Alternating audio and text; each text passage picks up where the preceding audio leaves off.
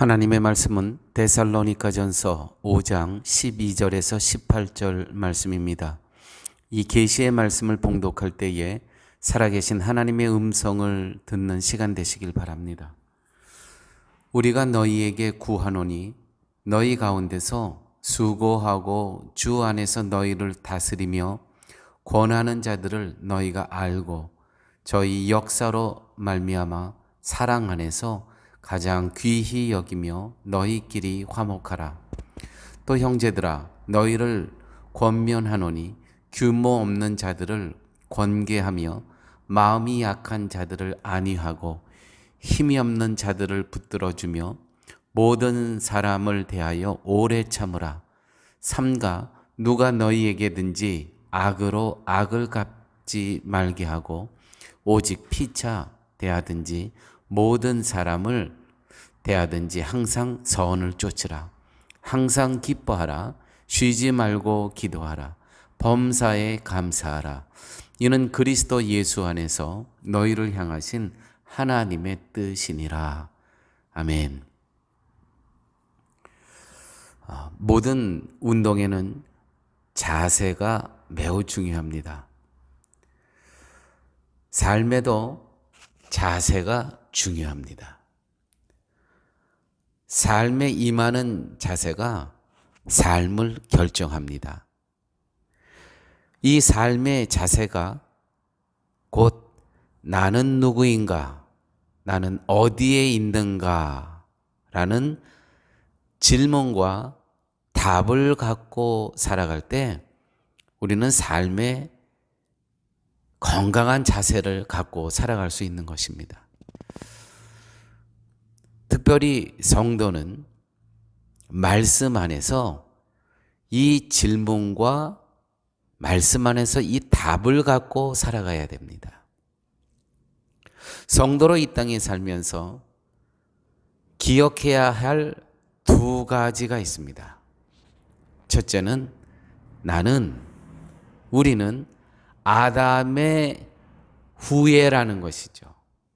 아담의 후예라는 것은 이미 원죄를 갖고 태어난다는 것입니다. 말씀에 대한 그 불순종의 원죄를 갖고 태어난다는 그 아담의 후예. 그렇기 때문에 나와 우리는 하나님의 사랑 가운데 그리스도 안에서 거듭남의 은혜를 입어야 된다는 것이죠. 이 그리스도 안에서 거듭남의 은혜가 없으면 우리의 존재는 아무리 이 땅에서 윤리적으로 도덕적으로 또 깨끗하게 살았다 할지라도 우리의 가는 길은 어디냐면 지옥입니다. 그렇지만 하나님의 사랑 안에서 그리스도 안에서 우리가 거듭남의 은혜를 받았다면 우리가 가는 곳은 천국입니다. 그래서 우리가 이 땅에 살면서 이 말씀을 근거로 한 이 삶의 자세, 바로 이것. 그러니까 우리는 겸손하게 살 수가 있는 것입니다. 예수 그리스도의 십자가의 은혜가 아니었다면 나는 지옥으로 갈 수밖에 없는 존재였음에도 불구하고 하나님의 사랑 안에서 그리스도 안에서 이 거듭남의 은혜를 받고 산다는 것은 이거는 말로 다 표현할 수 없는 감사함과 그렇기 때문에 우리의 삶의 자세는 겸손할 수 있다는 것이죠. 두 번째, 지금 우리가 살고 있는 지금의 이때는 어느 때냐 하면 심판을 기다리고 있는 시기인 것을 우리가 기억하며 살아야 됩니다. 심판은 없다가 아니고요. 성경 말씀을 근거로 심판은 반드시 있습니다. 재림의 예수님께서 분명히 오실 것입니다. 심판하시기 위해서. 다시 말씀드려서 알곡과 가라지를 구별하시기 위해서. 양과 염소를 구별하시기 위해서 반드시 오실 것입니다. 우리는 지금 그와 같은 시기에 그 심판을 기다리며 오늘을 살고 있다는 것이죠. 바로 지금이 심판과 종말의 때라는 것을 인식하고 사는 것입니다. 이것이 성도가 이 땅의 삶을 살아가는 두 가지의 아주 기본적인 자세입니다. 여기에 대한 명확하고 정확하고 확실한 답을 갖고 살아간다면 우리의 삶은 염려하며 걱정하며 살아갈 이유가 없다는 것이죠. 이러한 종말의 때를 살아가고 있는 우리들에게 오늘 본문은 특별히 우리에게 주시는 귀한 교훈이 있습니다. 자, 제가 한번 보도록 하죠. 12절 말씀입니다. 데살로니가전서 5장 12절. 형제들아, 지금 데살로니가 교회에 있는 형제들입니다. 형제들아, 우리가 너희에게 구하노니 너희 가운데서 수고하고 주 안에서 너희를 다스리며 권하는 자들을 너희가 알고 저희의 역사로 말미암아 사랑 안에서 가장 귀히 여기며 너희끼리 화목하라. 자, 너희 가운데 수고하고 주 안에서 너희를 말씀으로 다스리고 권하는 이들이 누굽니까? 바로 목회자죠. 목회자, 목사. 그래서 오늘 데살로니가전서 5장의 말씀은 이와 같은 심판의 때를 준비하는, 종말의 때를 준비하는 살아가는 너희들이 정말 귀하게 생각해야 될 것은 목회자며 목회자와의 관계라는 것입니다. 목회자와의 관계 속에서 영적인 인도와 말씀으로 지도하는 이 목사들과 함께 이 영성의 관계를 소중히 여기고 그들의 수고를 잊지 말고 각별한 사랑과 늘 목자들과 함께 화목하고 귀한 영적인 사귐을 가지라는 거예요. 제가 목사로서 이 말씀을 드리는 것은 대접을 받고자 함이 아니라 우리 성도님들의 삶을 위해서 드리는 말씀입니다. 히브리서 13장 17절에 이와 같은 말씀이 있습니다. 너희들을 인도하는 자들에게 순종하고 복종하라. 저희는 너희 영혼을 위하여 경성하기를 깨어있기를 자기가 회개할 자인 것 같이 하느니라. 저희로 하여금 즐거움으로 이것을 하게 하고 근심으로 하게 말라. 그렇지 않으면 너희에게 유익이 없느니라. 여러분, 이 말씀은 이제 히브리서 13장 17절에 나오는 말씀입니다. 목사가 이 말씀을 드리는 것이 저에게 유익이 아니고요. 오늘 말씀을 들어보십시오. 저희로 하여금 즐거움으로 이것을, 이 목회를, 이 사역을, 여러분들을 말씀으로 인도하는 이 사역을 하게 하고 근심으로 하게 말라. 그렇지 않으면 너희에게 유익이 없음이라. 그러므로 한 목회자가 정말 하나님 앞에서 대면하면서 기도하면서 하나님께서 맡겨주신 성도를 위해서 말씀을 준비하는, 기도하는 그 목회적인 삶에 근심을 갖게 하지 말라는 거예요. 그렇게 되면 너희에게 유익이 없느니라. 이 성도들의 재앙이죠. 만약에 목사에게 근심이 되고 걱정이 되고, 저는 최근에 한 교회에 목사님이 오시는 목사님마다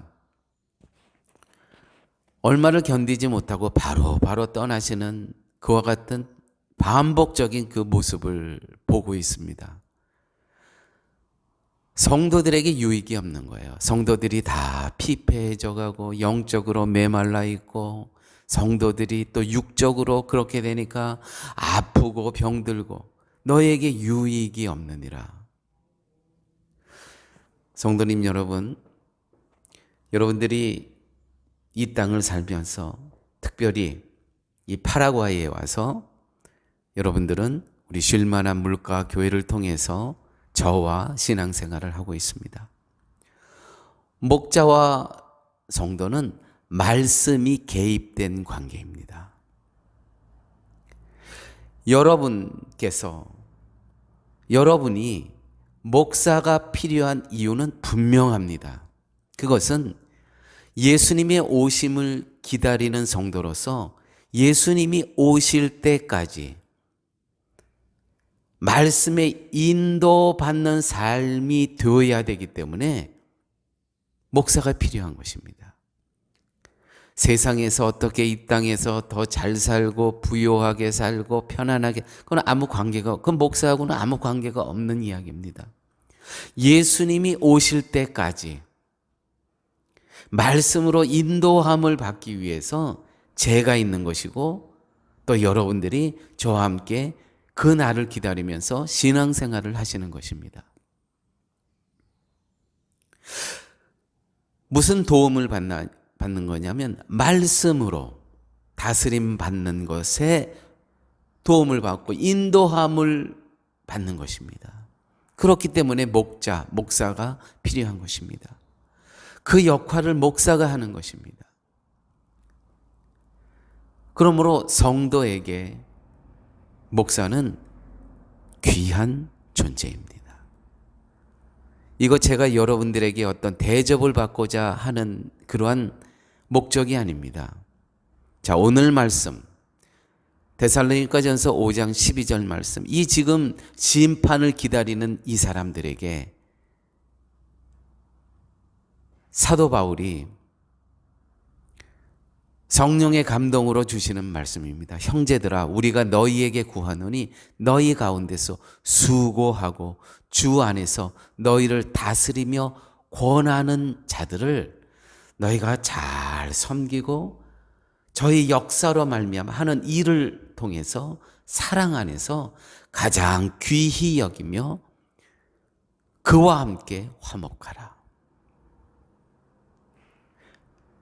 다시 한번 히브리서 13장 17절을 여러분들에게 함께 이 말씀을 나눕니다.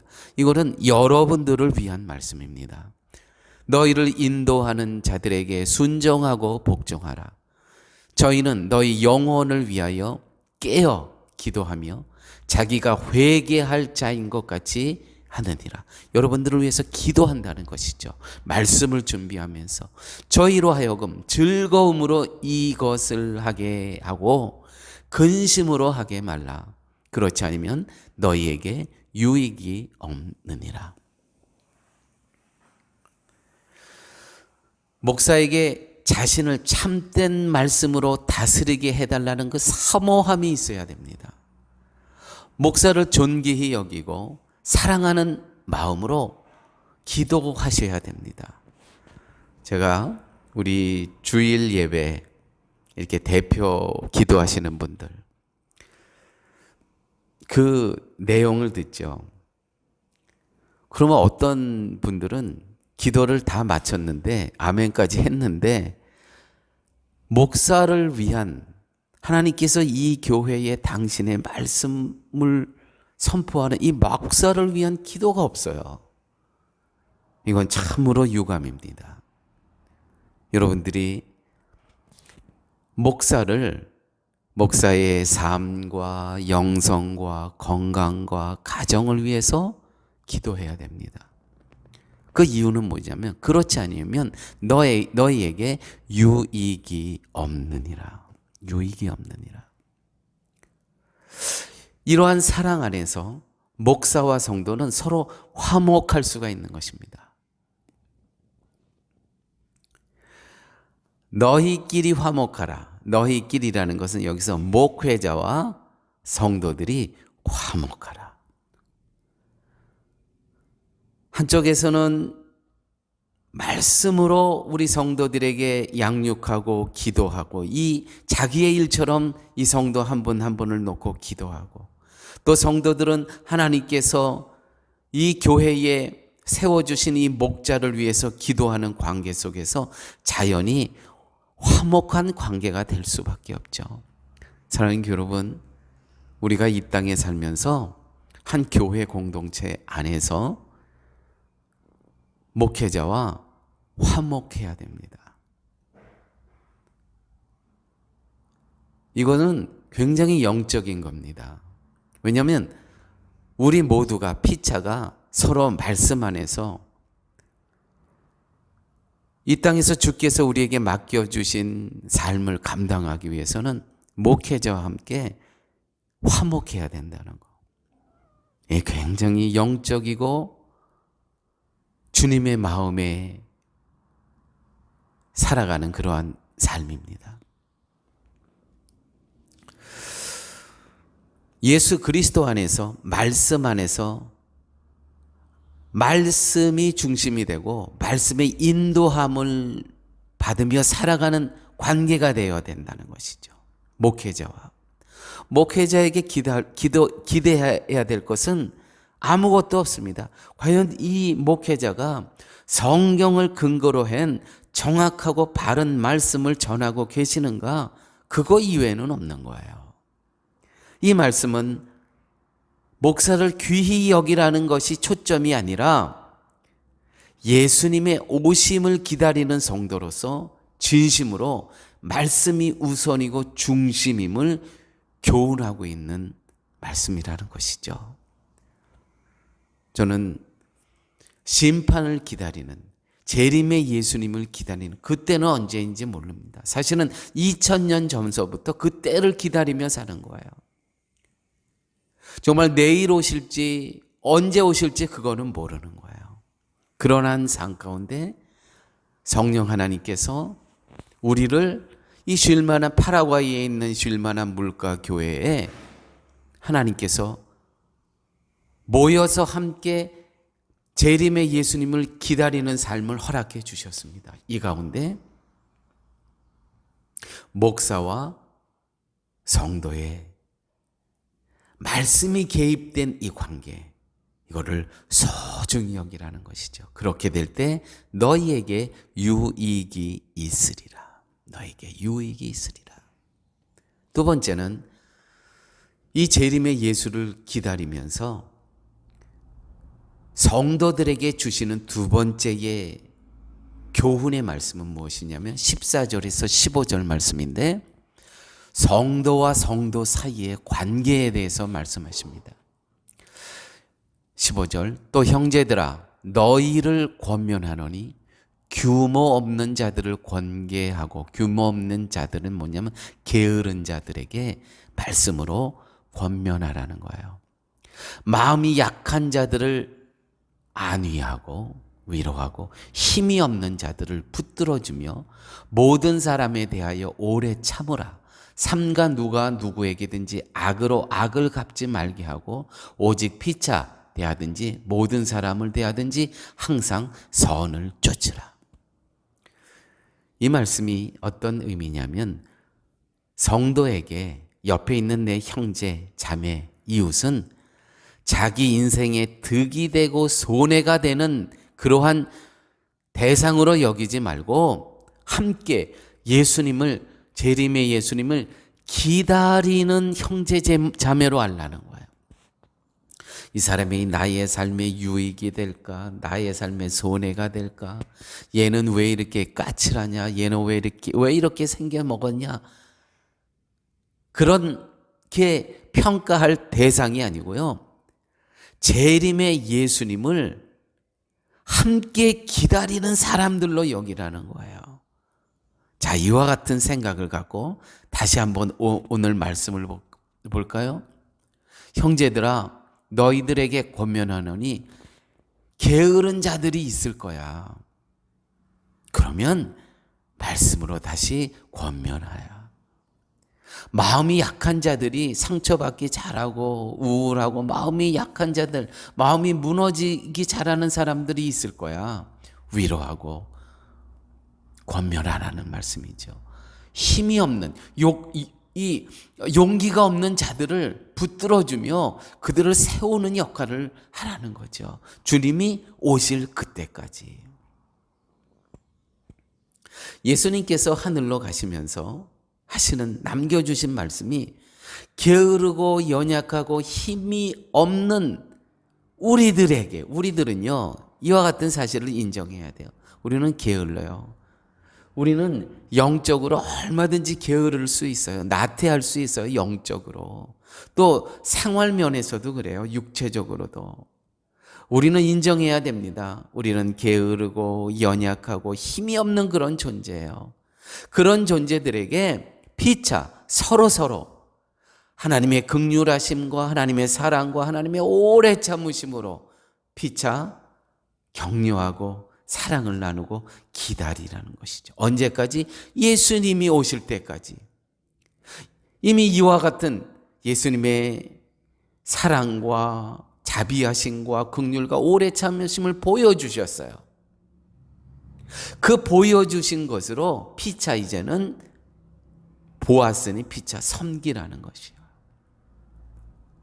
오직 내 자신만을 위해서 살지 말고, 오직 내 가정만을 위해서 살지 말고, 이웃들을 돌아보면서, 가난한 자들을 보면서, 상처난 자들을 돌보면서, 연약한 자들을 보면서, 게으른 자들을 보면서, 용기 없는 자들을 보면서 말씀으로 권면하고 세우고 높이며 어느 때까지? 주님 오실 그날까지. 왜요? 공동체이기 때문에. 성경에 달란트 비유가 있습니다. 1달란트, 3달란트, 5달란트. 그런데 1달란트 받은 사람은 땅속에 그냥 묻어놔요. 하나님께서 우리에게 보여주신 긍휼과 사랑과 오래 참음을 나만을 위해서 사용해요. 나만을. 그 땅에 1달란트를 이 1달란트 땅에 그냥 묻어놓은 것과 똑같은 것입니다. 어떤 사람은 맡겨주신 그 달란트를 몇 배, 몇십 배, 몇백 배 불려갖고 다시 하나님 앞에 드리는데, 나는 땅에다 묻어놓는다면 심판의 날 예수님이 물으실 겁니다. 내가 너에게 보여주고 맡겨놓은 나의 긍휼과 나의 사랑과 나의 참음을 어떻게 사용하고 왔느냐. 이 말씀은 심판의 때를 기다리는 데살로니가 교회 성도들에게 주신 하나님의 말씀이었습니다. 재림의 예수가 이 땅에 다시 오실 때까지 게으르고 연약하고 힘이 없는 너희들 서로가 사랑과 긍휼과 오래 참음으로 섬기라 주신 말씀이에요. 세 번째, 이 종말의 때를 살아가는 성도들에게 하나님의 그 마음을 갖고 성령의 감동으로 주신 그 말씀은 뭐냐면,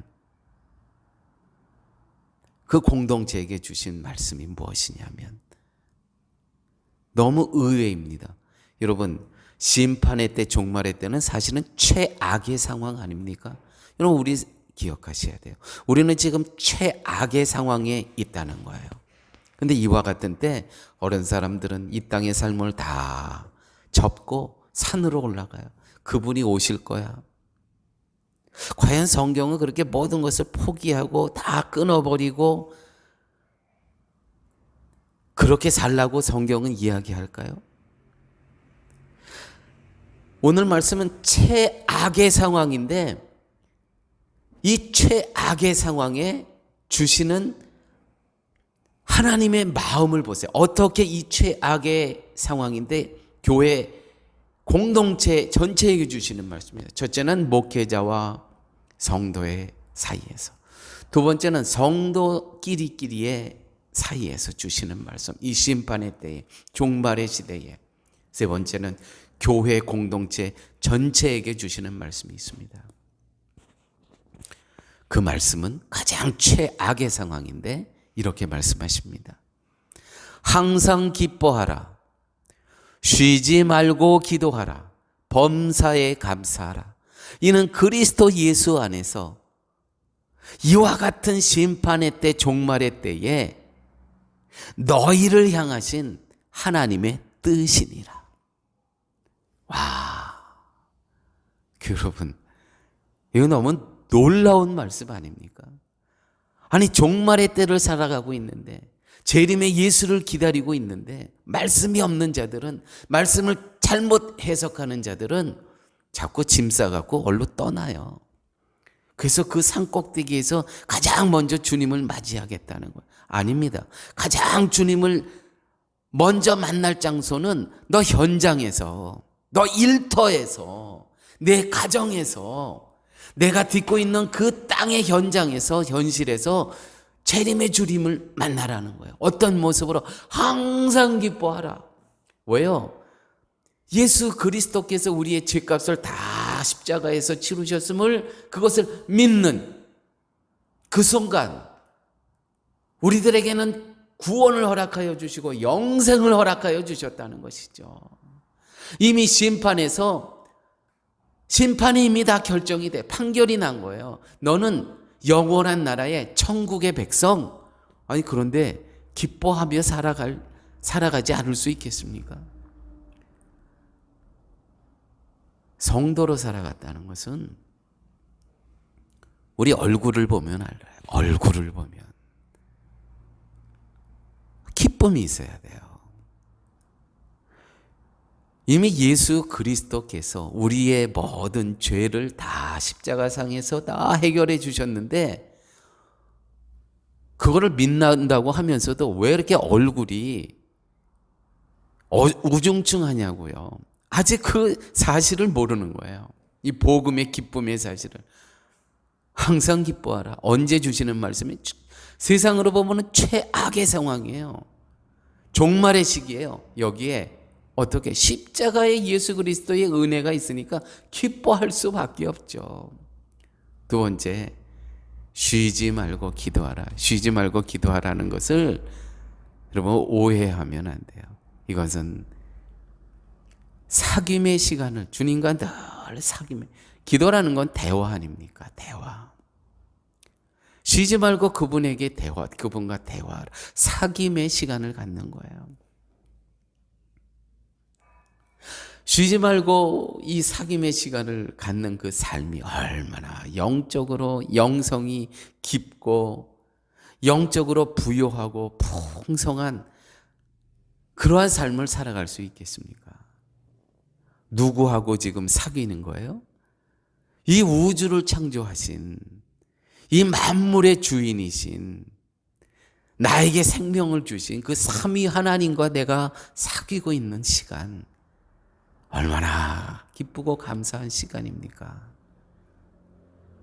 이게 종말을 기다리고 있는, 종말을 살아가고 있는 성대의 모습이 이래야 된다는 것이죠. 누리는 거예요, 누리는 거. 이 땅의 삶을. 네, 성도는요, 이 사귐의 시간이 있기 때문에, 이 우주 만물의 주인이신 이분과 사귐이 있기 때문에 이 세상을 어떻게 해요? 초조하며 슬프며 걱정으로 사는 게 아니고요. 아니, 그분 주인과 함께 살아가는데 누리는 거죠. 이 땅의 삶을 섬기며 살아가는 것이죠. 저 아직도 모르고 살아가고 있는 저 사람들을 섬길 수가 있잖아요. 내 안에 주인, 세상의 주인이신 그분이 내 안에 내주하고 계신데 섬길 수가 있잖아요. 이 땅에 심판의 때를 살아가고 있는 우리에게 주시는 말씀은 범사에 감사하라. 하나님, 이것이면 됐습니다. 이만하면 만족합니다. 감사합니다. 왜요? 이미 구원받았고 이미 모든 죄악의 사슬을 다 끊어버리셨고, 이 구원이에요. 구원, 해방됐다는 것이요. 묶임에서 다 해방됐습니다. 거기다가 영생을 허락하여 주셔서, 영생, 예수 그리스도의 부활로 너희들도 이렇게 될 것이다. 우리들에게 영생을 허락하여 주셨어요. 믿지 않는 자들은 사망의 영생, 그들도 영생이 있어요. 영원히 살아? 지옥에서. 우리는 천국에서 영원히 살아요. 이 모든 것이 해결됐는데 항상 기뻐하고 끊이지 않고 상임의 시간을 갖고 범사의 모든 것에 엔또도 모든 것에 감사하지 않을 수 있겠습니까? 오늘 말씀을 마치면서 성도로 이 땅에 살아가는 자세 두 가지가 있다.